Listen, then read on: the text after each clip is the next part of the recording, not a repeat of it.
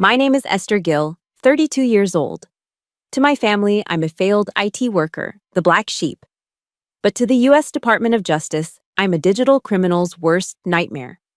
The feeling of being strangled by your own brother isn't like the movies. It isn't dramatic. It's wet. It reeks of expensive scotch and desperation.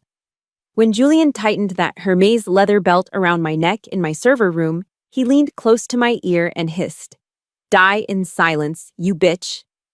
He thought I was a dying lamb.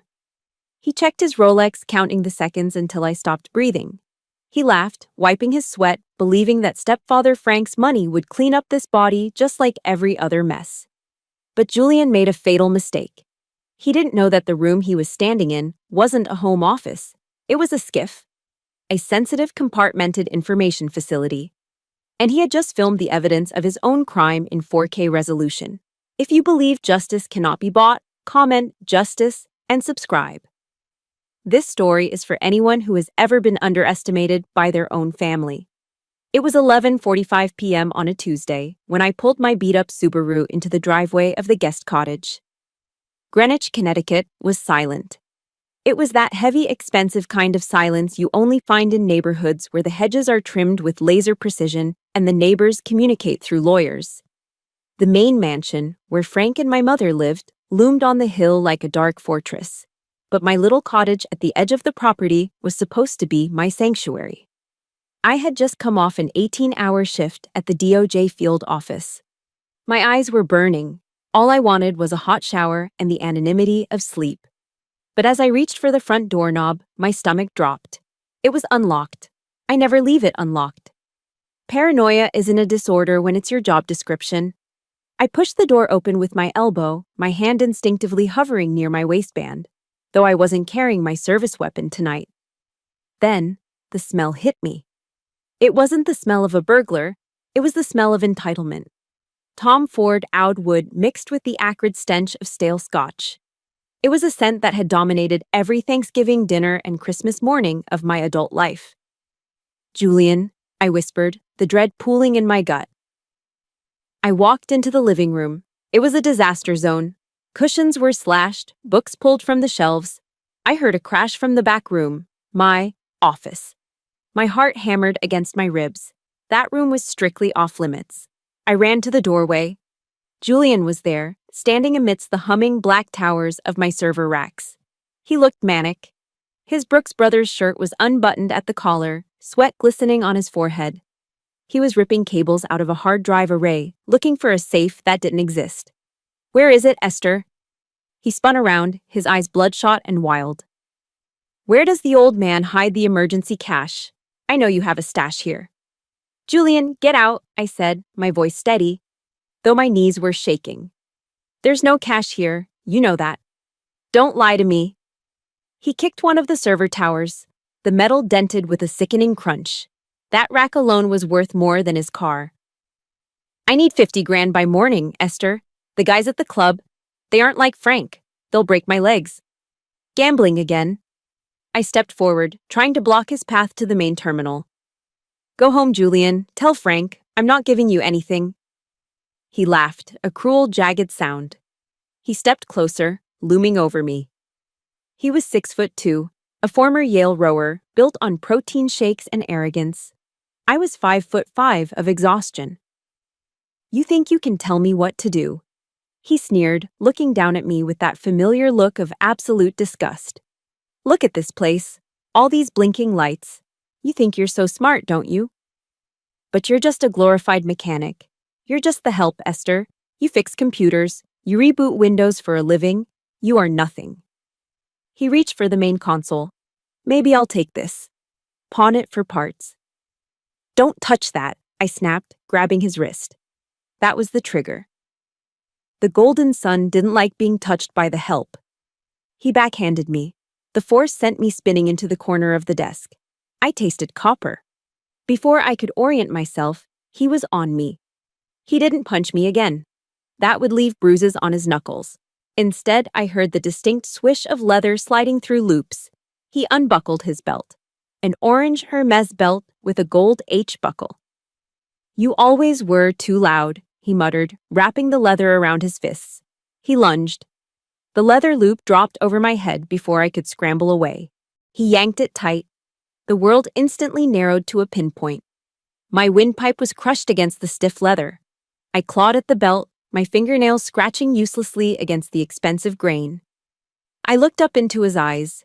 There was no hesitation, no brotherly love, just cold, annoyed calculation. "Die in silence, you bitch," he whispered.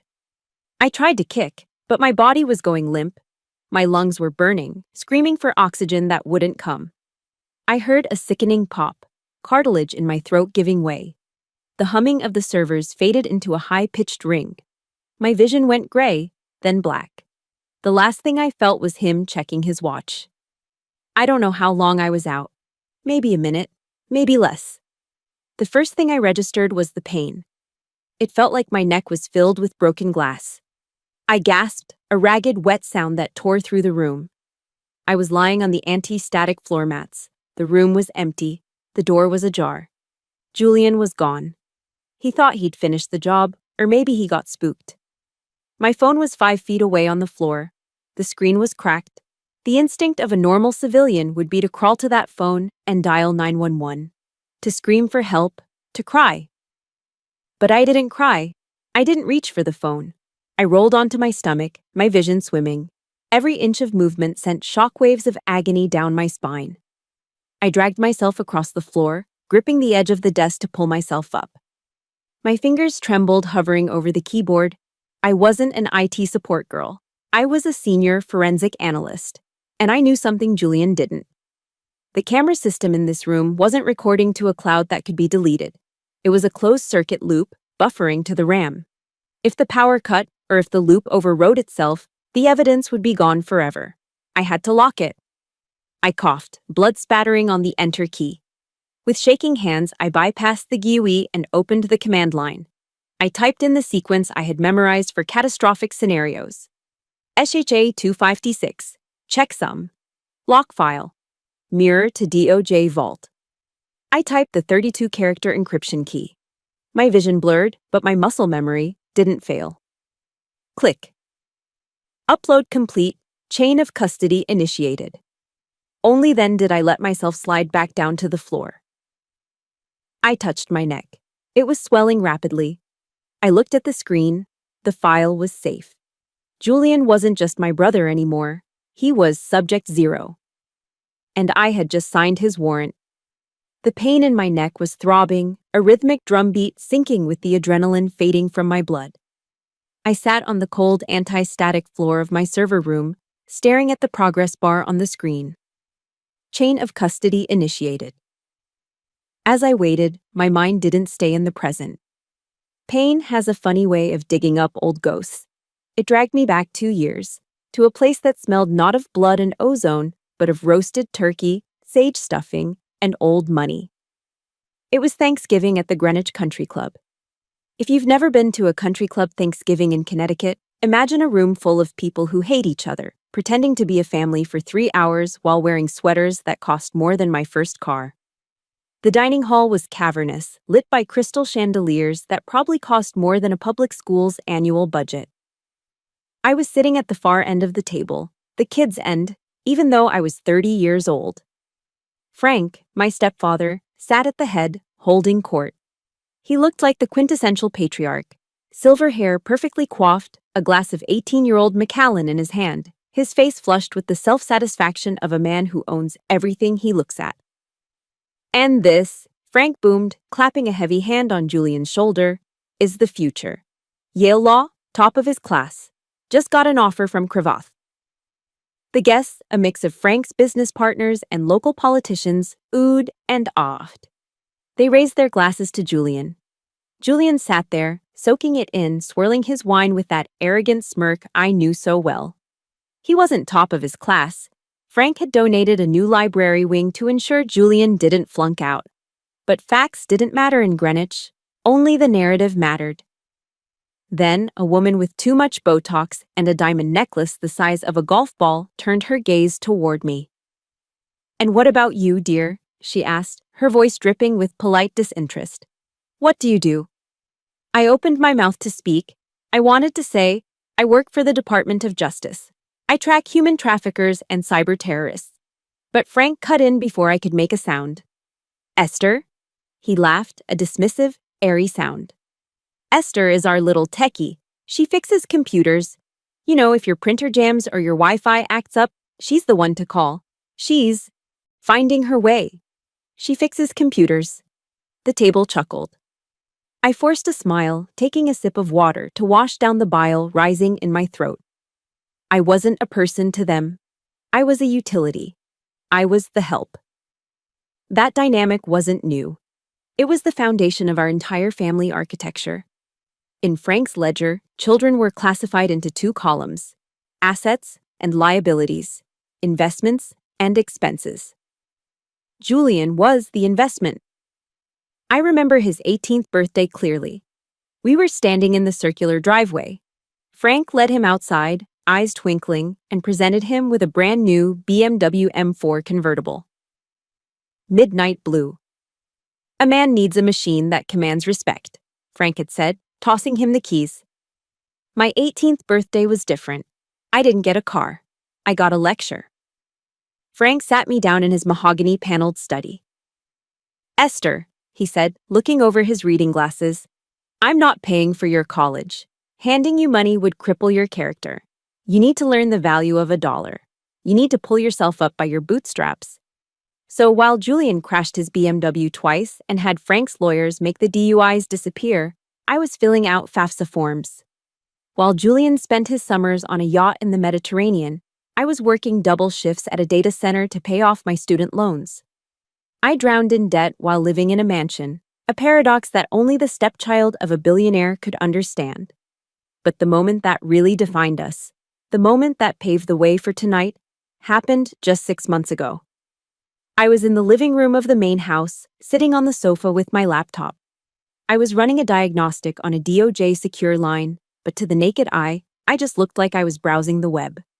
Out of habit, I had a small piece of black electrical tape over my webcam. Frank walked in, pouring himself his third drink of the evening. He stopped behind me, peering over my shoulder. He saw the tape. He snorted, the ice cubes clinking in his glass. What is that? He pointed a manicured finger at the tape. Are you worried someone is spying on you? It's just standard security, Frank, I muttered, not looking up. He started laughing. It wasn't a joyful laugh, it was mocking, deep from his chest. You are so paranoid, Esther. Who do you think you are? You think the CIA is watching you? You think you're important enough for anyone to care about? He leaned down, his breath smelling of expensive alcohol, and whispered, Newsflash, sweetheart. Nobody watches the help. You have no value. You are invisible. He walked away, chuckling to himself, leaving me burning with humiliation on the plush leather sofa. If you have ever felt invisible in your own home, or if your parents clearly had a favorite, please hit the like button and comment, I see you below. Let's show the world that we are not invisible. I blinked, the memory dissolving back into the reality of my server room. The pain in my neck flared again. Frank was right. I was invisible. To him, to Julian, to my mother, I was just a background character, a cost to be minimized, a failure who fixed printers. But as I looked at the screen, watching the encryption lock into place, a cold smile touched my lips. Frank didn't realize that invisibility is a spy's greatest weapon. Because he thought I was worthless, he never asked what I really did. Because he thought I was paranoid, he never questioned the server racks in the guest cottage. Because he thought I was just the help, he never realized that the person washing his dishes knew how to bury a digital footprint or expose a hidden offshore account. He thought I was a liability. He had no idea that I was about to become the most expensive mistake of his life. The upload bar hit 100%. Transfer complete. I closed the laptop. The IT girl was gone. The agent was awake, and she was ready to work. Most people assume my office is a beige cubicle with a motivational cat poster and a potted plant dying under fluorescent lights. They imagine I spend my days resetting passwords for baby boomers who forgot to turn off their caps lock. The reality is a windowless bunker, 3 stories beneath the Department of Justice headquarters in Washington, D.C. The air down here is recycled, kept at a constant 65 degrees to protect the machinery. It smells of ozone and stale coffee. There is no cell service. There is no sunlight. There is only the hum of the cooling fans and the glow of 60-inch monitors displaying the darkest corners of the human experience. 2 weeks before the incident with Julian, I was sitting in the tank, our secure conference room. On the main screen was a grainy video feed intercepted from a server in Yemen. It showed an American aid worker kneeling in the sand, a masked man standing behind him with a serrated knife. The room was crowded with brass. 2 generals from the Pentagon, a CIA liaison, and my boss, Assistant Director Miller. The tension was thick enough to choke on. "We have a lock on the location based on the background topography," one of the generals said, his voice tight. "A Reaper drone is in position. We have a 10-minute window to strike the compound before they move him. We need a go, no-go on the video's authenticity." All eyes turned to me. I wasn't Esther the stepdaughter. I wasn't the IT girl. I was Agent Gill, senior forensic analyst. I zoomed in on the hostage's left eye. I slowed the frame rate down to 120 frames per second. My fingers flew across the keyboard, running a spectral analysis on the lighting artifacts. To the naked eye, the video was terrifyingly real. The hostage was crying. The wind was blowing the sand. "Gill!" The CIA liaison pressed, checking his watch. "We are burning daylight. Is it real?" "Wait," I said. My voice was low, authoritative.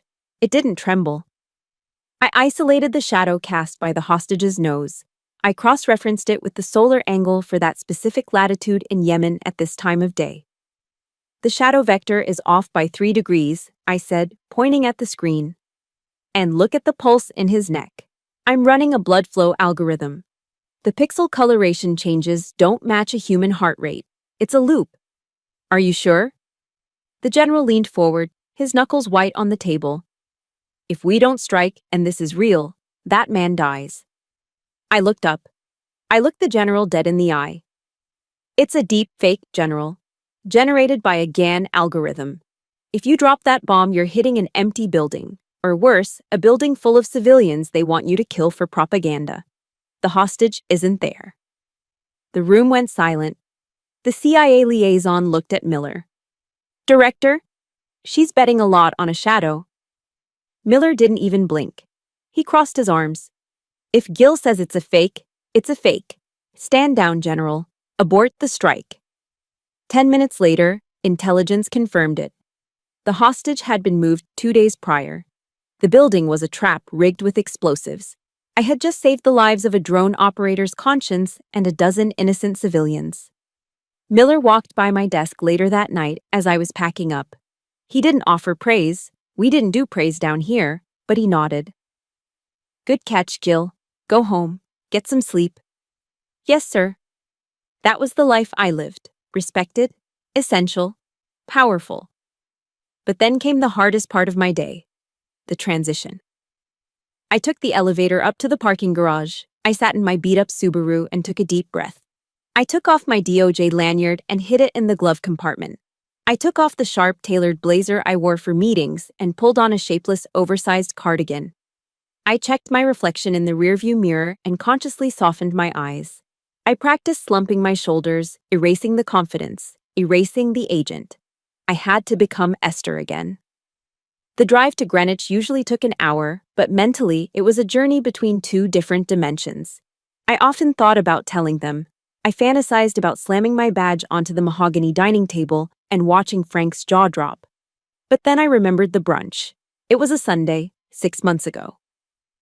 The Sunday brunch was a sacred ritual for my mother. We were sitting on the patio of the country club, shielding our eyes from the sun, drinking bottomless mimosas. I had just received the Director's Award for Excellence at work. I was bursting with it. I wanted my mother to know that her daughter wasn't a failure. "Mom," I started, nervously fingering the stem of my glass. "I actually have some news about work. I led a project last week that—" "Shh, look at that," my mother interrupted, pointing at the television mounted above the outdoor bar. The news was showing a press conference with a female FBI agent who had just taken down a cartel ring. The woman looked exhausted, dark circles under her eyes, hair pulled back in a messy bun. My mother shuddered, taking a delicate sip of her orange juice and champagne. Look at her, she looks dreadful. So hard, so masculine. She turned her gaze to me. Her eyes were soft, pitying, and utterly suffocating. I am so glad you didn't go into anything dangerous like that, Esther, she said, reaching out to pat my hand. I know you wanted to study criminology back in college, but honestly, it's for the best. I felt my chest tighten. Why do you say that, Mom? Oh, honey, she laughed lightly, as if stating the weather. You have such a nervous disposition. You're so fragile. You always have been. You couldn't handle the pressure of real work like that. You'd break in a day. She squeezed my hand. It's good you stick to computers. It's safe. It's simple.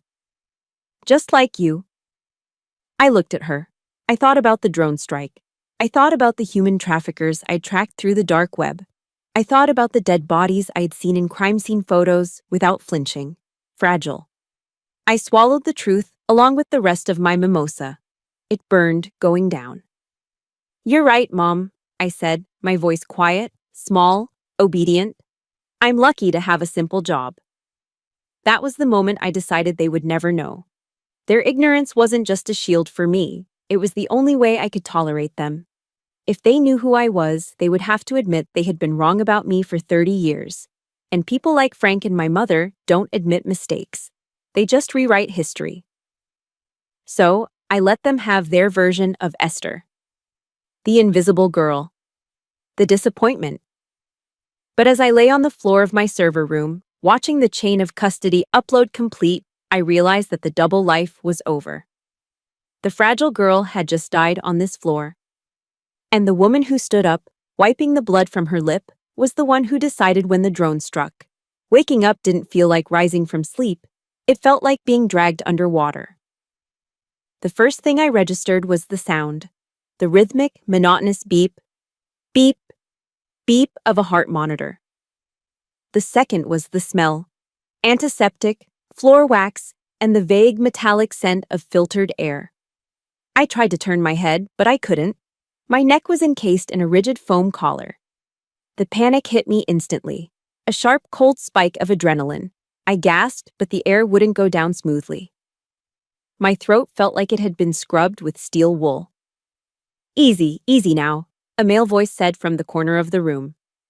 I blinked my eyes open. The harsh fluorescent light stung. Standing at the foot of my bed wasn't a doctor. It was Officer Miller. I knew Miller. He had a 14 handicap and played with Frank every Saturday morning at the club. He was currently leaning against the wall, chewing a piece of gum with a slow, bovine rhythm, looking more bored than concerned. You took a nasty spill, Esther, Miller said, closing his notebook. Docs say you have, what was it? Laryngeal edema, swelling of the throat. I tried to speak, but only a croak came out. I pointed at my neck. Miller waved a dismissive hand. Yeah. Listen, I already took a statement from Frank. He told me about the dispute, said you and Julian got into a little argument over some borrowed money. Things got heated, you slipped and fell into some equipment. He looked at me, his eyes flat. Unfortunate accident. Family stuff gets messy, right? I stared at him. The rage that flared in my chest was hot enough to burn through the sedation. Slipped and fell? I had hash marks from a Hermes belt burned into my skin. It wasn't, I rasped, the words feeling like razor blades. He strangled. Miller stepped closer, lowering his voice. Now, Esther, let's not use heavy words like that. Julian is weeks away from the bar exam. You don't want to ruin the kid's life over a misunderstanding. Frank is very worried about you. He wants to make sure this is handled quietly. No need to involve the press or make this a criminal matter. There it was. The Greenwich Way. Protect the golden sun. Bury the daughter. I was about to tear my IV out and strangle him with the tubing when the door flew open. Get out! The voice was sharp, commanding, and beautiful. Officer Miller turned around. Excuse me, I'm conducting a police interview. You are harassing a victim in critical condition without counsel present. the woman said, stepping into the room. She was wearing a charcoal pencil skirt and a blazer that looked like armor. Her dark hair was pulled back in a severe bun, and her eyes were blazing. Elena, my cousin.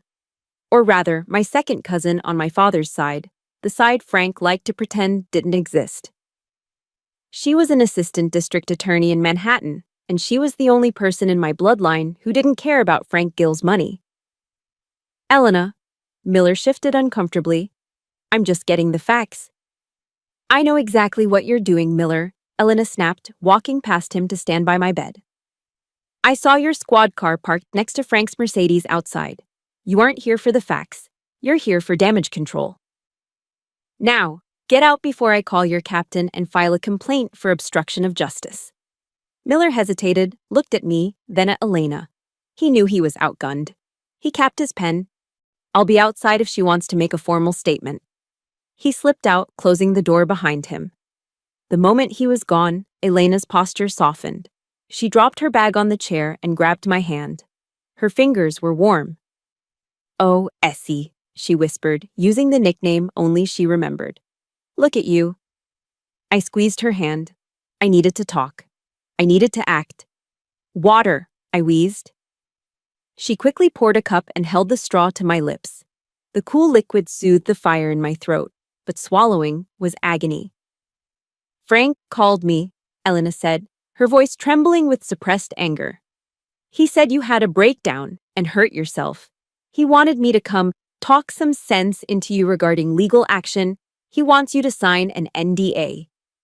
I closed my eyes. Of course he did. Elena, I whispered. My bag. The EMTs brought it. It's right here. She reached under the bed and pulled out the clear plastic bag labeled Patient Belongings. Inside were my clothes, my wallet, and my keys. Open it, I said. Hidden pocket, inside the jacket. Elena frowned, but did as I asked. She unzipped the bloody hoodie I'd been wearing. Inside the lining, there was a small, hidden seam. Her fingers brushed against something hard. She pulled out a silver USB drive. It looked ordinary, but it was military-grade hardware, encrypted with a 256-bit key. What is this? She asked. I took a breath, preparing myself for the pain of speaking. Frank thinks I'm IT support. He thinks I fix printers. I know, Essie. We all know they treat you like crap. No. I locked eyes with her. They don't know. I don't fix printers, Elena. I work for the DOJ. Cyber Crimes Division, Senior Analyst. Elena froze. She stared at me, processing the information. The black sheep cousin, the failure, the quiet girl. This isn't a domestic dispute, I forced the words out, each one a victory. This was an assassination attempt on a federal agent. The room went dead silent. The only sound was the heart monitor speeding up, matching my pulse. The drive, I pointed. Watch it. The password is Justice 32. Elena didn't ask questions. That was why I loved her. She was a prosecutor. She operated on evidence. She pulled a slim laptop from her briefcase, booted it up, and plugged in the drive. I watched her face as she typed in the password. I saw the moment the video started playing.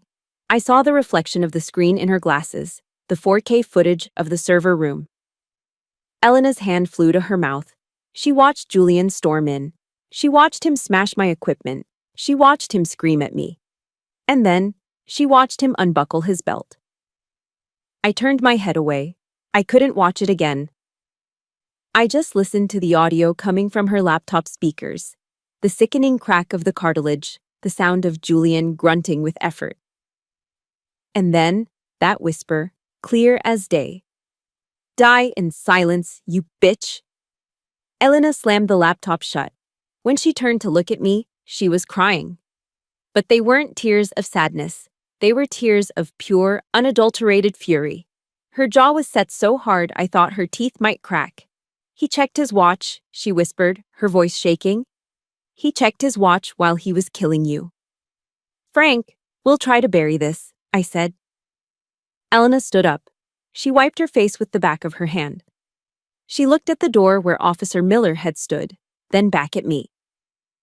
The sadness was gone. The assistant district attorney was back, and she looked ready to burn the whole world down. "Let them try," Elena said, her voice low and dangerous. "They think they're dealing with a scared little sister and a family dispute. They have no idea they just handed me a smoking gun." She pocketed the USB drive. "Rest, Esther. Save your voice," she commanded, smoothing the blanket over my shoulder. "I'm not leaving this room, and when Frank walks through that door with his checkbook, he's going to wish he had stayed at the golf course." Elena didn't want to leave. She stood by the door like a guard dog, her hand on the latch, staring down the hallway. "They're here," she said, her voice tight. "Frank brought his personal lawyer, but the hospital staff wouldn't let him past the nurse's station. It's just Frank and your mother." "Let them in, Elena," I whispered. My throat felt like it was filled with ground glass, but my mind was razor sharp. Elena hesitated. "I can stay. I should stay as your counsel." "No." I shook my head slowly, wincing as the neck brace dug into my jaw. "They won't talk if you're here. They won't show their hand. I need to know what they're offering." Elena looked at me for a long moment, realizing that I wasn't asking as a victim, but as an investigator gathering intel. She nodded once, squeezed my hand, and stepped out. A moment later, the door opened. The air in the room changed instantly. The sterile smell of the hospital was overpowered by the scent of heavy perfume and expensive aftershave. My mother walked in first. She was wearing a vintage Chanel tweed suit, pristine and white. A ridiculous choice for a hospital visit, but perfect for a country club luncheon.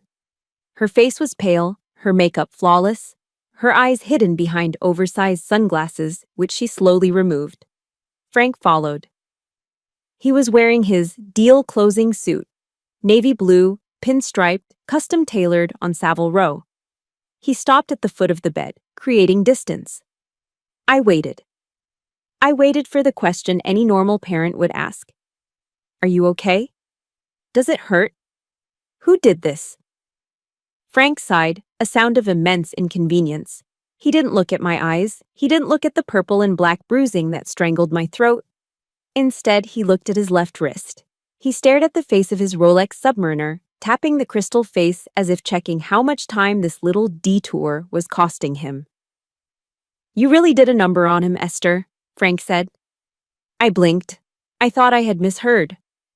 "What?" I rasped. "Julian," Frank said, finally looking up but looking over my head at the heart monitor. "He's a wreck. He's been hyperventilating for hours. He's completely traumatized. You really scared him." The breath caught in my chest. I scared him. I was the one with crushed cartilage. I was the one who had been 12 seconds away from the morgue. "He tried to kill me," I managed to choke out. "Oh, stop it!" my mother snapped. It wasn't a scream. It was a high-pitched whine of annoyance. She pulled a silk handkerchief from her purse and dabbed at her dry eyes. "Stop being so dramatic, Esther. It's always the drama with you."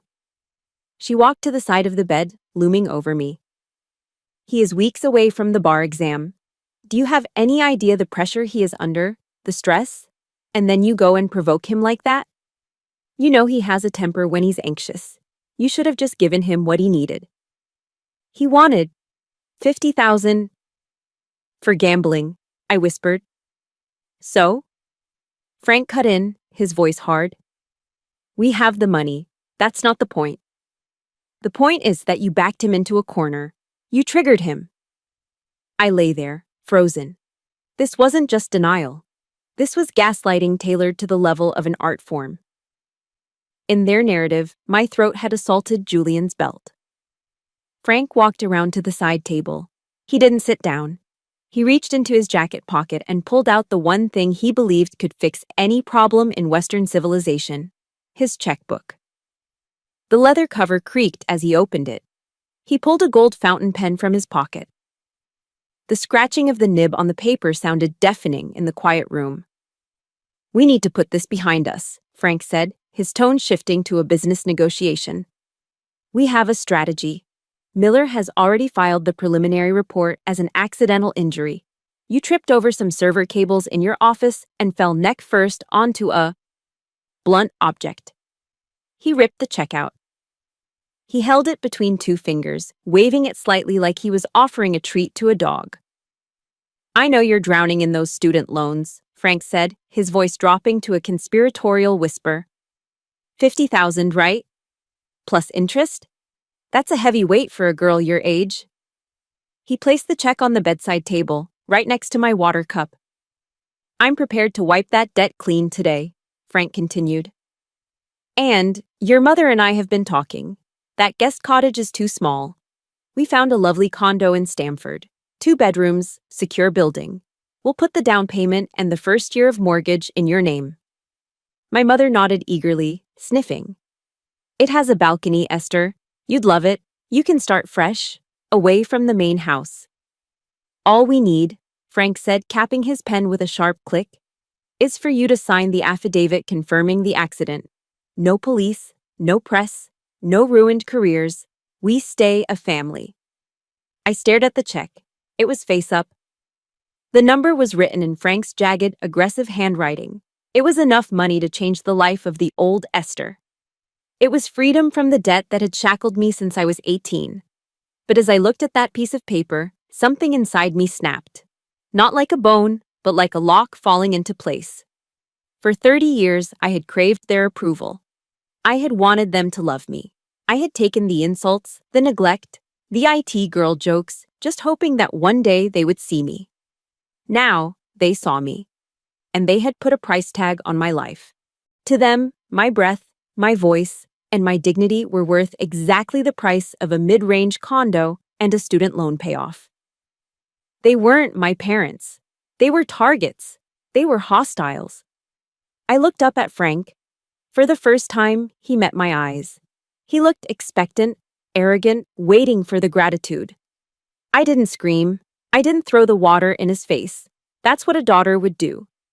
An agent does something else. She secures the perimeter. I needed them to leave. I needed them to think they had won, so they would lower their guard. I took a slow, painful breath. I let my eyes droop, feigning exhaustion. I looked at the check, then back at Frank, and I nodded. A slow, weak nod. Frank let out a breath he had been holding. His shoulders dropped. He smiled. Not a warm smile, but the smile of a CEO who just closed a merger. "Good girl," he said. He patted my leg through the blanket. It made my skin crawl. "I knew you were smart. I'll have the lawyers draft the papers tomorrow." "Rest up, darling," my mother said, her voice suddenly bright and chipper. She didn't kiss me. She just patted her hair in the mirror. "We'll take care of everything." They turned and walked out. Frank checked his watch again as he crossed the threshold. The door clicked shut. I was alone with the check. I reached out with a trembling hand, picked up the check, and held it up to the light. I wasn't admiring the money. I was looking at the signature. Proof of the bribe. Proof of the conspiracy to obstruct justice. I crumpled it in my fist. If you believe that justice should never be for sale and that some lines can never be uncrossed, hit the like button right now. Comment "not for sale" below if you would have torn that check up too. I reached for the call button to summon Elena. The deal was done, but not the one Frank thought he made. The nurse looked at me like I was insane. She tapped the clipboard with an aggressive manicured fingernail. "Ms. Gill, you are leaving against medical advice," she said, her voice stern. "You have significant laryngeal trauma. If that swelling increases, you could suffocate in your sleep. I cannot legally stop you, but I am telling you, this is a mistake." I looked at her. She was doing her job. She was trying to protect me. It was more than my mother had done in 30 years. "I appreciate it," I rasped, my voice sounding like gravel grinding in a mixer. "But I'm not safe here." I signed the AMA form. The pen felt heavy in my hand, but my grip was steady. I walked out of the hospital room, bypassing the elevators where Frank might still be lingering in the lobby. I took the service stairs. With every step, pain shot up my spine, white hot and blinding. But I didn't stop. I welcomed the pain. It was a reminder that I was alive. It was a reminder of what I had to do. Outside, the air was cold. I ripped the plastic hospital wristband off my arm and tossed it into a trash can. There is a quote by Theodore Roosevelt that Frank used to love quoting at dinner parties, usually to justify his ruthless business deals. It is not the critic who counts, not the man who points out how the strong man stumbles. The credit belongs to the man who is actually in the arena, whose face is marred by dust and sweat and blood. Frank thought he was the man in the arena. He thought I was just the spectator, the critic, the help. I stood on the curb, waiting for my Uber. I touched the plastic collar around my neck. My face was marred, not by dust, but by bruises. I was in the arena now, and I wasn't just a participant, I was the gladiator. I didn't enter home into the Uber app. I entered an address for a nondescript office park in Northern Virginia, about 40 minutes away. To the public, it was a logistics consulting firm. To those with the right clearance, it was a DOJ black site, a secure off-site facility used for sensitive operations. As the car merged onto the highway, I pulled out my burner phone, the one I kept for emergencies, and dialed a number I knew by heart. Miller. The voice answered on the first ring. Gruff, alert. Sir, I said. It's Jill. There was a pause. He must have heard the damage in my voice immediately. Esther, you sound like you gargled razor blades. Where are you? I'm en route to Site B, I said. I need to activate the witness security protocol, immediate extraction and protection. Who is the threat? Miller asked instantly. The sound of a chair scraping against the floor told me he was already standing up. Cartel? The trafficking ring from last month? No, sir, I took a breath. The threat is my family. When I walked into the secure facility, the hum of activity died instantly. The bullpen was filled with agents, men and women I'd worked with for 5 years. They were hardened professionals who hunted terrorists and serial killers. They didn't rattle easily. But as I walked through the glass doors, wearing a hoodie stained with dried blood and a medical neck brace, they froze. Miller came out of his office. He was a man of few emotions, a Vietnam vet who had seen everything. He stopped 3 feet away from me. His eyes went to the brace, then to the dark purple bruising blossoming along my jawline. His face didn't soften. It hardened into stone. Who? Miller asked. Just one word. My brother, I said. Julian Gill, and my stepfather Frank is covering it up. I handed him the USB drive Elena had returned to me. It's all on here: attempted murder, obstruction of justice, witness tampering. Miller took the drive. He didn't plug it in immediately. He looked around the room. Listen up, Miller barked. Agent Gill is under level 1 protection effective immediately. Johnson, get a TAC team on rotation. I want eyes on the Gill residence in Greenwich. I want to know when they eat, when they sleep, and when they take a piss. Nobody touches her again. Do you understand me? Yes, sir. The response was a collective roar. I felt a lump form in my throat, unrelated to the injury. This was the difference between blood and bond. My blood relatives had offered me a condo to shut up.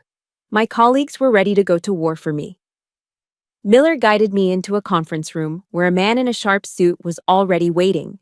It was David Ross, a federal prosecutor from the U.S. Attorney's Office. I saw the preliminary file you sent over from the car, Ross said, not wasting time on pleasantries. Local PD filed it as a domestic dispute? Yes, I said, sinking into a chair. Officer Miller, he's a friend of the family. Ross scoffed, opening a leather folder. Well, Officer Miller is about to have a very bad day, because this isn't a domestic dispute anymore. He slid a document across the table toward me. Under 18 U.S. Code, Section 111, Ross recited, his voice calm and lethal. Forcibly assaulting, resisting, or impeding a federal officer while engaged in the performance of official duties is a federal crime. Since you were technically on call and securing federal evidence when he attacked you to destroy said evidence, we aren't charging him with simple assault. I looked at the document. It wasn't a restraining order. It wasn't a lawsuit. It was a federal indictment. We are charging Julian Gill with attempted murder of a federal agent, Ross said. And we are charging Frank Gill with obstruction of justice and accessory after the fact. What about jurisdiction? I asked, my analyst brain still working. Greenwich police will fight it. Miller leaned forward, placing his hands on the table.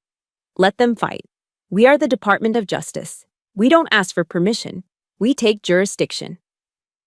Ross pulled out a pen. The magistrate judge is on standby. He's seen the video. He called it chilling. He's ready to sign. I looked at the paperwork. For years, I'd been afraid of Frank's lawyers. I'd been afraid of his money, his connections, his ability to make problems disappear. But looking around this room, the secure walls, the armed agents outside, the federal seal on the wall, I realized how small Frank's world really was. Frank played golf with the local police captain. I hunted monsters with the United States government. Sign it, I whispered. Ross signed the bottom of the warrant.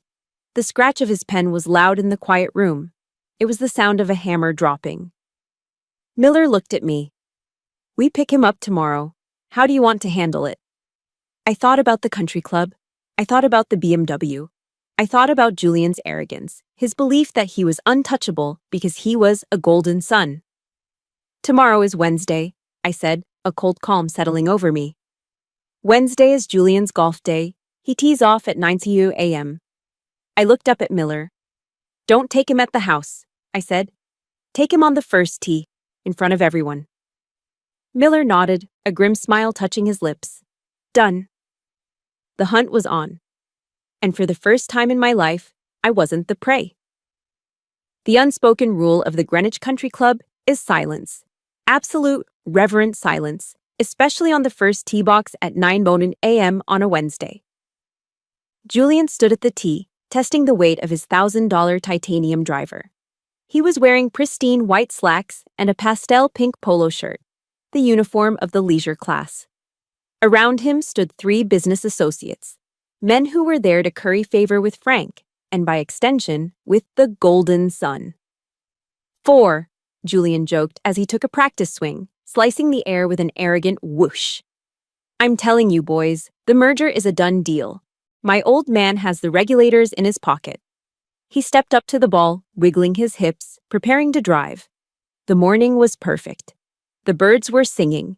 The grass was manicured to the millimeter. Then, the world exploded. It wasn't a bomb. It was the screech of heavy-duty tires tearing across the sacred Bermuda grass. Julian froze in mid-backswing. The group turned to look down the fairway. 2 black Chevrolet Suburbans were barreling across the green, kicking up clods of dirt and grass, heading straight for the tee box. These weren't the polite white sedans of the local Greenwich police. These were government-issue assault vehicles. The SUVs skidded to a halt 10 yards from the tee. The doors flew open before the wheels stopped spinning. Federal agents, a voice boomed. Drop the club, hands in the air. 6 figures jumped out. They weren't wearing standard uniforms. They were wearing navy blue windbreakers with 3 yellow letters emblazoned on the back. FBI. Julian didn't drop the club. He stood there, mouth agape, looking like a child whose toy had just been snatched away. What the hell is this? Julian screamed, his voice cracking. You're ruining the green. Do you have any idea how much membership costs here? Agent Johnson, the tactical lead Miller had assigned, didn't care about the grass. He closed the distance in 3 strides, grabbed Julian's arm, and spun him around. Julian Gill, you are under arrest for the attempted murder of a federal officer, Johnson announced, his voice carrying across the silent course. He kicked Julian's legs apart and slammed him against the hood of the hot SUV. The driver dropped from Julian's hand, clattering onto the asphalt cart path. Murder! Julian shouted as the cold steel of the handcuffs clicked onto his wrists. You're crazy! It was a family argument. Get your hands off me. The club members on the patio were standing up, phones out, filming. The waiters stopped serving mimosas. The golden son was getting the perp walk of the century. As Johnson shoved him into the back of the SUV, pushing his head down so he wouldn't bump it, Julian leaned out, his face red with humiliation and rage. Do you know who my father is? He screamed, spit flying from his lips. My father will sue you. He'll sue the whole damn department. You're done. You hear me? You're done. The door slammed shut, cutting off his tantrum. The SUVs peeled out, leaving deep, muddy tire tracks on the pristine fairway, a scar that money wouldn't fix anytime soon. Frank Gill didn't go to the holding cell. He went to Midtown Manhattan. The offices of Sterling and Associates were located on the 45th floor of a glass tower overlooking Central Park. The carpet was so thick it felt like walking on moss. The air smelled of old leather and billable hours. Frank sat across from Arthur Sterling. Sterling was known in New York legal circles as the Shark. He didn't defend innocent people. He defended rich people. He charged $1,200 an hour, and he was worth every penny if you wanted to bury a body. Metaphorically speaking. It's a mess, Arthur, Frank said, pacing the office. He looked older today. The facade was cracking. The feds picked him up. They're charging him with attempted murder. And something about a federal officer? It's insanity. Sterling leaned back in his Eames chair, steepling his fingers. He was a small man with eyes like polished flint. It's not insanity, Frank. It's a strategy, Sterling said smoothly. If your stepdaughter is claiming to be an agent, she's delusional. That's our angle. She works in IT, Frank spat. She fixes servers. She's always been a bit off. Quiet. Weird. Perfect, Sterling smiled. It was a cold, reptilian smile. We don't fight the physical evidence yet. We fight her character. We paint a picture for the jury. Esther is the jealous, unstable stepsister. She's 32, unmarried, low income, living in a guest cottage while her successful brother drives a BMW. She resents him. She snapped. She attacked him. He defended himself. And now she's inventing this elaborate spy fantasy to ruin him. Frank stopped pacing. He nodded slowly. She has been under a lot of stress. My wife says Esther has always been fragile. Exactly. Sterling pulled a legal pad forward. We file a motion for a psychiatric evaluation. We leak it to the press that she has a history of mental instability. By the time this goes to trial, no jury will believe a word she says. We'll make her look like a hysterical woman who watched too many crime shows. Do whatever it takes. Frank pulled out his checkbook, the same one Esther had rejected. I want her discredited. I want her destroyed. 40 miles away, inside the windowless war room of the DOJ safe site, the atmosphere was very different. There were no leather chairs, just metal tables, cold coffee, and the hum of hard drives. Elena paced the room, furious. She had just gotten off the phone with a contact at the courthouse. They're going to smear you, Esther, Elena said, slamming her phone down on the table. Sterling just filed a motion. They're claiming you're delusional. They're saying the federal agent claim is a symptom of psychosis. They're going to drag your name through the mud. I sat at the main terminal, my fingers hovering over the keyboard. I wasn't pacing. I wasn't angry. I was in the zone. Let them, I said quietly. Elena stopped. What? Esther, we need to release your service record. We need to show them the director's commendations. We need to prove who you are right now. No. I turned to look at her. If we release my file now, Sterling will pivot. He'll claim self-defense. He'll claim the video is doctored. He'll find another angle. I turned back to the screen. Rows of hexadecimal code cascaded down the monitor like green rain. We are going to play the Trojan horse, I said. Let them walk into court thinking I'm the crazy, jealous IT girl. Let Frank lie under oath. Let Julian lie. Let them build their entire defense on the idea that I am a nobody. And then, Elena asked. And then, I typed a command, executing a script that verified the metadata of the assault video. We dropped the hammer. Perjury is a felony, Elena. If they lie to a federal judge, they don't just lose the case. They go to prison. I focused back on my work. I wasn't preparing a victim impact statement. I wasn't writing a diary about my feelings. I was compiling the forensic report. I pulled up the metadata of the video file. Creation date, Tuesday, 11:52 p.m. Device ID, server room. CAM. 4. Hash value, matches, DOJ vault copy. I layered in the audio analysis, isolating the sound of the belt snapping, the specific frequency of Julian's voice. I built a digital fortress that no lawyer, no matter how expensive, could breach. Frank thought he could buy a narrative. He thought he could pay a man in a nice suit to tell a story about a crazy girl. He forgot that in my world, stories don't matter. Only data matters. And the data was screaming for blood. The federal courthouse in D.C. smells different from a hospital. It smells of old mahogany, floor wax, and the heavy, suffocating weight of judgment. I sat at the prosecution table next to Elena. My neck was still in the brace, a stark white reminder against my dark blazer. Across the aisle, at the defense table, sat Julian. He wasn't wearing his jail jumpsuit. Frank had already pulled strings to get him into a crisp charcoal suit. He looked well-rested. He looked like he was attending a board meeting, not a bail hearing. Frank sat in the front row of the gallery, his legs crossed, looking bored. He offered me a small, pitying smile when I walked in. It was the smile of a man who knew the game was rigged. "All rise," the bailiff bellowed. Magistrate Judge Vance swept in. He was an older man with bushy gray eyebrows and a reputation for being tough on violent crime, but tougher on procedure. Arthur Sterling, Frank's $1,000-an-hour shark, stood up. He buttoned his jacket with a smooth, practiced motion. He didn't look at the judge. He looked at the press gallery behind us. "Your Honor," Sterling began, his voice baritone and smooth like aged whiskey. "The defense moves to dismiss the video evidence submitted by the prosecution. Furthermore, we request immediate bail for my client, Mr. Gill, who is a victim of a malicious fabrication." Judge Vance peered over his glasses. "Fabrication, Mr. Sterling? The prosecution has submitted a video that appears to show your client strangling the victim with a belt." "Appears is the key word, Your Honor." Sterling walked toward the center of the room. He pointed a finger at me. "We live in a new era, an era where reality can be bent by code. We all know that Miss Gill works in computers. She is a low-level technician who harbors deep-seated resentment toward her successful brother." He paused for effect, turning to look at Frank, then back to the judge.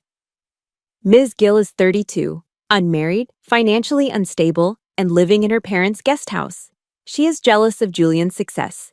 She has a history of, let's call it, imaginative episodes. We contend that the video in question is a deepfake, a computer-generated fabrication created by a jealous sister using AI technology to frame the golden boy of the family." A murmur ran through the courtroom. The AI defense. It was the trendy new strategy for the guilty. "This video," Sterling continued, his voice rising, "is nothing more than a high-tech cartoon. It is inadmissible. And without it, all you have is the word of a disturbed woman against a Yale law graduate." Judge Vance looked at the screen where the paused video of Julian was displayed. He frowned. He was from a generation of typewriters. Deepfakes were a boogeyman he didn't quite understand. "This is a serious claim, Mr. Sterling," the judge said. "If the authenticity of the evidence is in question, I cannot deny bail. We will need an independent forensic analysis. That could take weeks." Frank smirked. I saw it. It was a tiny twitch of his lip. He leaned over and whispered something to Julian. Julian turned to me, his eyes cold and mocking. "You lose," his eyes said. "We always win." Sterling looked triumphant. "Exactly, Your Honor. We request—" "Objection." Elena stood up. Her voice cut through Sterling's monologue like a knife. "Ms. Ramirez," the judge sighed. "Mr. Sterling has raised a valid technical concern. Unless you have a forensic expert in your pocket who can verify this footage right now, I'm inclined to grant bail pending investigation." Elena didn't flinch. She smiled. "We don't need to hire an outside expert, Your Honor. The prosecution calls Agent Esther Gill to the stand." Sterling laughed. "Object. The victim cannot be the expert witness. She's a computer repair girl, for God's sake." "Actually," Elena said, her voice dropping an octave, deadly serious, "she isn't." I stood up. The pain in my neck flared, but I pushed it down. I walked to the witness box.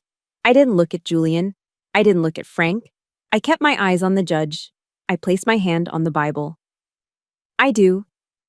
I sat down. I reached into my blazer pocket. I didn't pull out a tissue. I pulled out my badge, the gold shield of the Department of Justice, and set it on the wooden ledge with a heavy metallic clack. Sterling stopped laughing. Frank sat up straighter. "State your name and occupation for the record," Elena asked. I leaned into the microphone. My voice was raspy, damaged, but it filled the room. "My name is Esther Gill. I am a senior forensic analyst for the Department of Justice Cyber Crimes Division. My badge number is 894 Alpha. I specialize in digital counterterrorism and the authentication of manipulated media."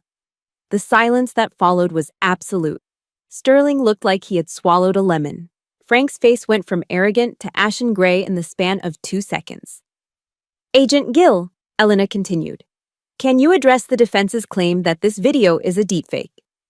"I can," I said. I opened the folder I had prepared. I wrote the DOJ's standard protocol for detecting generative adversarial networks, or deepfakes, 2 years ago. I literally wrote the book on it. I pointed to the large monitor on the wall. "Please play the video at 0.2 speed." The video played, slow motion. "Stop at frame 402, I commanded. The image froze on Julian's face, mid-scream, sweat dripping down his temple. "Mr. Sterling claims this is AI, I said, turning to the jury box. AI struggles with 3 things: subdermal blood flow, inconsistent lighting on reflective surfaces, and chaotic motion blur. I looked at the judge. "Your Honor, if you look at the reflection in the buckle of the Hermes belt, you can see the distorted reflection of the server rack lights. The vector of that reflection matches the physical geometry of the room perfectly. An AI rendering would smooth that out." I gestured to Julian's face on the screen. Furthermore, I ran a pulse wave analysis on the pixels of the subject's forehead. You can see the subtle color shift of oxygenated blood pumping at 140 beats per minute. That is a human heart rate in a state of extreme fight or flight. No generator on the market can fake that biological signature. I turned to look at Arthur Sterling. The shark was drowning. "This video has a SHA-256 hash value that was locked into the DOJ secure vault 12 seconds after the incident," I said. "The chain of custody is unbroken. The metadata is pristine." I closed the folder. The sound echoed in the silent room. "This is not a deepfake, Your Honor," I said. I turned my head slowly.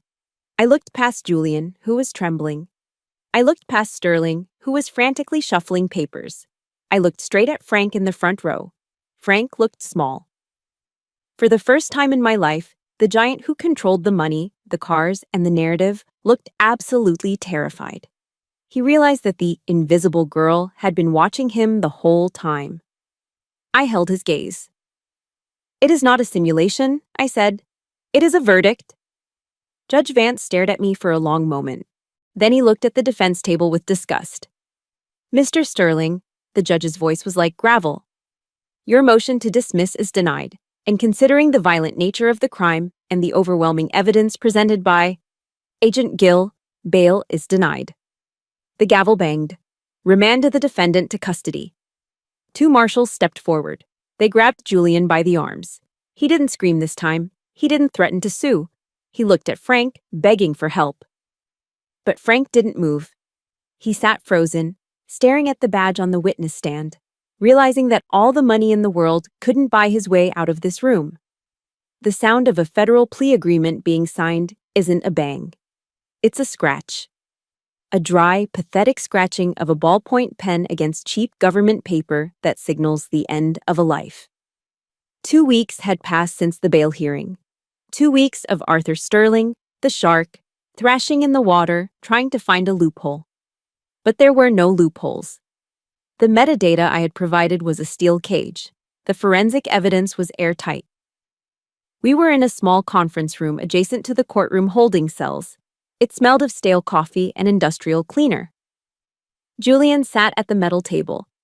The charcoal suit he had worn at the hearing was gone, replaced by an orange jumpsuit that washed out his pale, terrified complexion. He looked smaller. The golden sun, the rower, the future master of the universe, had shrunk. 15 years, Julian whispered, staring at the document. 15 years, Arthur. You said you could get it down to 5. You said I could go to a camp. It's the best we can do, Julian, Sterling said, closing his briefcase. He sounded bored. He had already cashed Frank's retainer check. The outcome didn't matter to him anymore. If we go to trial, Agent Gill testifies, the jury sees the video again. The judge is looking at 25 years, minimum. Federal sentencing guidelines are mandatory. There is no parole in the federal system. You serve 85% of your time.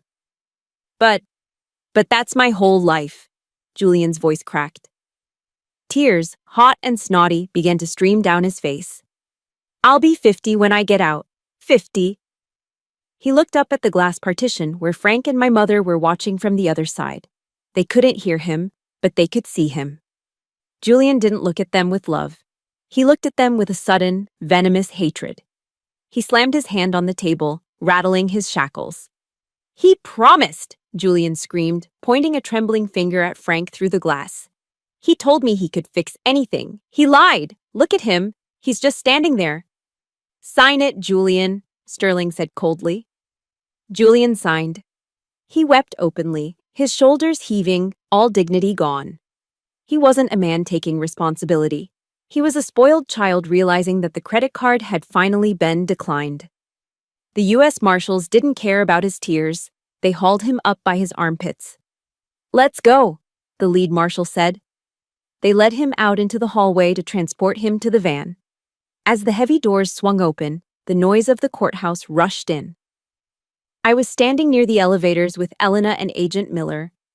I had traded my neck brace for a silk scarf, though the bruises underneath were still fading from purple to yellow.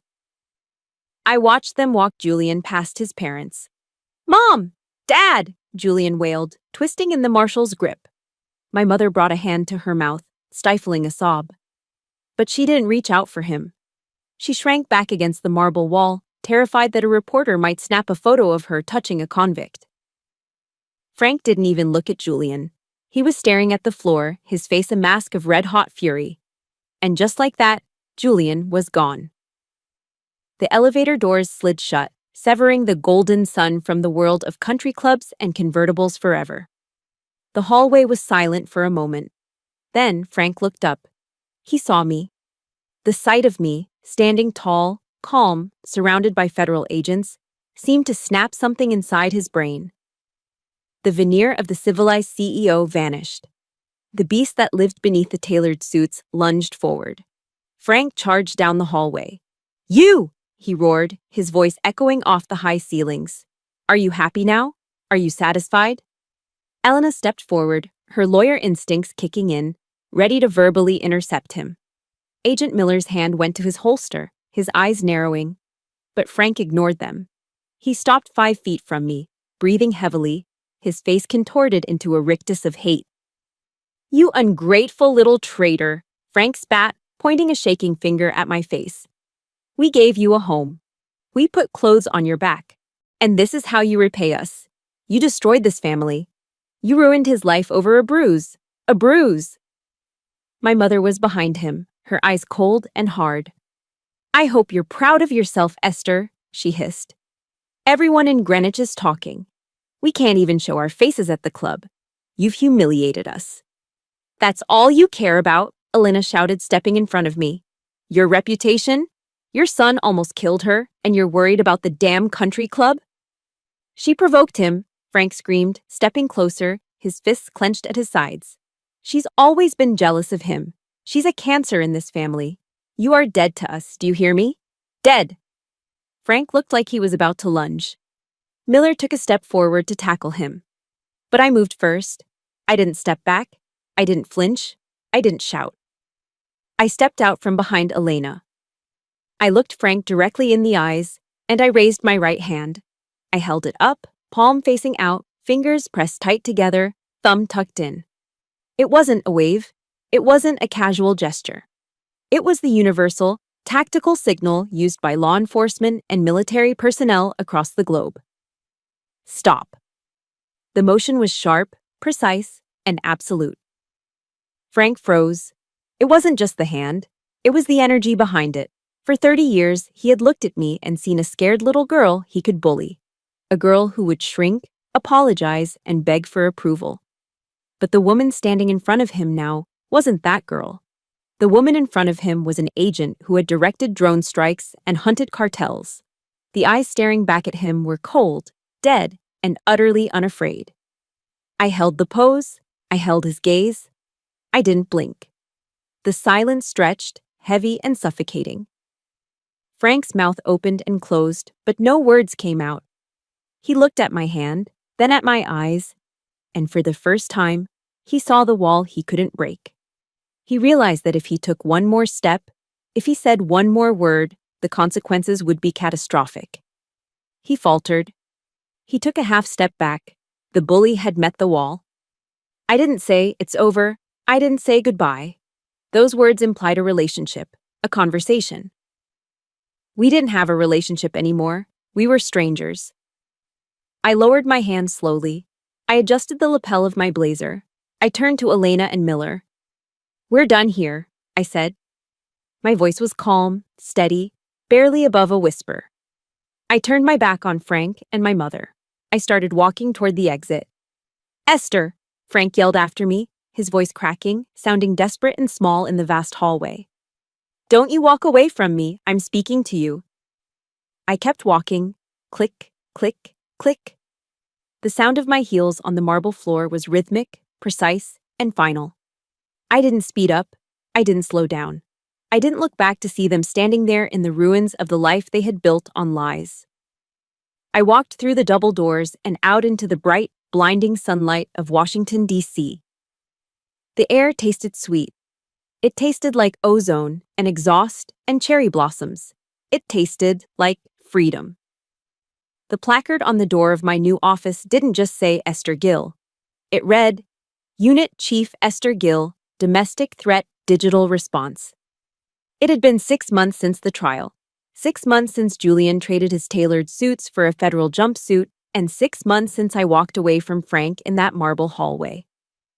My new office at the DOJ wasn't in the sub-basement anymore. It had windows, real windows that looked out over Pennsylvania Avenue. But I didn't spend much time looking at the view. I was too busy building something that hadn't existed before. After the trial, Director Miller had given me a blank check. "You exposed a gap in the system, Jill," he had said. "We protect politicians from cyber threats. We protect banks. But we don't protect the women who are being terrorized in their own homes by the people who claim to love them." So, I built the unit. We weren't chasing international terrorists anymore. We were chasing the abusers who used spyware to track their wives, the ex-boyfriends who revenge-posted private photos, and the stalkers who hid behind VPNs. Technically, as a unit chief, I was supposed to be behind a desk, managing budgets and personnel. But today, I was in the field. I parked my government-issue SUV in front of a small garden apartment complex in Arlington, Virginia. I grabbed my toolkit and walked up to apartment 4B. Sarah opened the door before I could knock. She was 22, roughly the same age I was when I first realized my family hated me. She was trembling, her eyes darting to the parking lot behind me. "Did you see a blue Ford truck?" she whispered. "He drives by sometimes. He says he knows when I turn the lights off." I checked the perimeter, Sarah. "No blue truck," I said, my voice soft but firm. "And after today, it won't matter if he drives by. We'll see him before he even turns the corner." For the next hour, I didn't act like a federal boss. I acted like the technician Frank had mocked. I installed micro cameras in the door frame. I set up a secure, encrypted router that masked her IP address. I scrubbed her phone of the tracking software her ex-boyfriend had installed. When I was finished, I handed her a tablet. It showed a crisp, high-definition feed of her front door, her back window, and the parking lot. "This feed goes to a secure cloud server," I explained, pointing to the screen, "and it also pings directly to my office. If he steps foot on this property, facial recognition will flag him, and local PD will be dispatched within 3 minutes." Sarah stared at the screen, clutching the tablet like a lifeline. She looked up at me, tears welling in her eyes. "Thank you," she choked out. "My dad.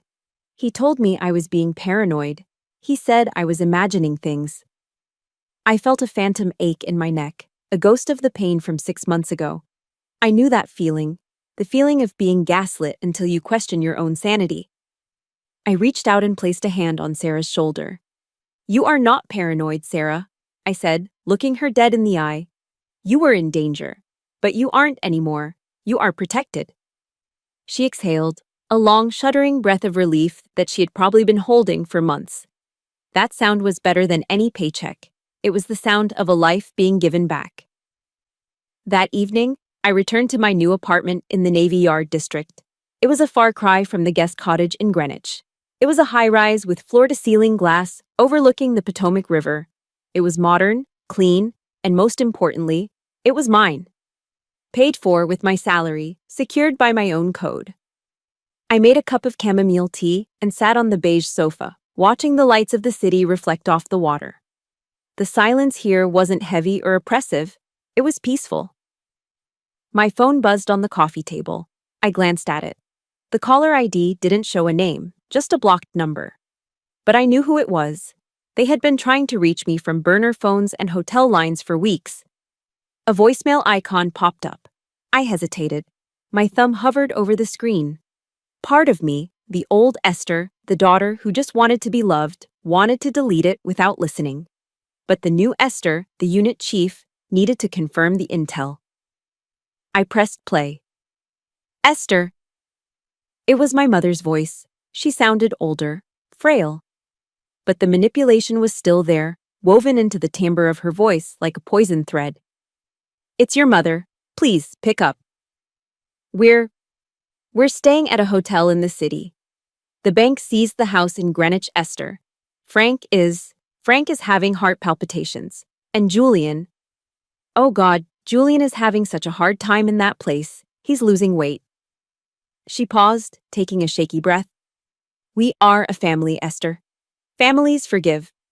We're all you have. Please, just call us. We can fix this. We can start over." The message ended. I sat there, holding the warm mug of tea. I waited for the guilt to come. I waited for that familiar, crushing weight in my chest, the obligation to fix their mess, to be the dutiful daughter. But it didn't come. Instead, I felt a profound sense of clarity. "We're all you have," she had said. I looked around my apartment. I thought about Elena, who was coming over for dinner tomorrow. I thought about Director Miller, who trusted me with millions of dollars in resources. I thought about Sarah, who was sleeping safely tonight because of me. I had a family. I had a purpose. My biological family didn't want forgiveness. They wanted a host. They wanted someone to carry their shame so they didn't have to. I didn't feel anger anymore. I just felt done. I tapped the screen. I didn't save the message. I hit delete. Then, I went into the call settings. I selected the number. My finger hovered over the red text for a split second, acknowledging the finality of the act. Block caller. I set the phone down, face down. I stood up and walked to the window. The Washington Monument glowed in the distance, a beacon of white stone against the dark sky.